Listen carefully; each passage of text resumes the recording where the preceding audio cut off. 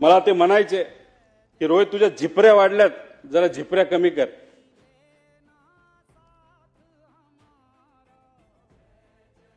त्या दिवशी एक आदरांजली म्हणून इथं मी माझे केस कापले. ते मला म्हणायचे तू जरा शारीरिक वजन वाढले, तू जरा शारीरिक वजन कमी कर, पण राजकीय वजन वाढव.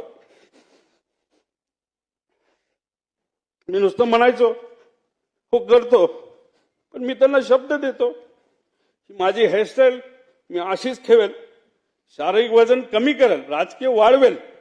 पण एक गोष्ट मात्र खरी, ते मला म्हणायचे वरचं बटन वरपर्यंत लावत जा, पण काकांना एक सांगायचे 40-50 वर्षानंतर मी जेव्हा तुम्हाला भेटेल तोपर्यंत मी बटन असंच उघडे ठेवणार, त्यावेळेस मात्र तुम्हाला भेटल्यानंतर हे बटन मी त्या ठिकाणी लावेल, कारण शेवटी हे बटन असं ठेवल्यानंतर तुमची आठवण त्या ठिकाणी मला नक्कीच त्या ठिकाणी येईल.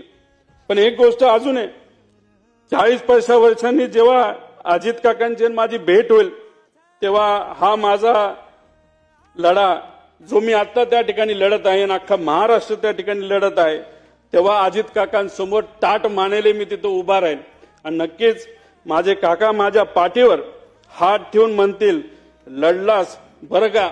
आणि या गोष्टी ऐकण्यासाठीच हा जो छोटासा लढा पण महत्वाचा लढा त्या ठिकाणी मी व सर्वांनी तिथं हातात घेतलाय, तो पूर्ण केल्याशिवाय राहणार नाही.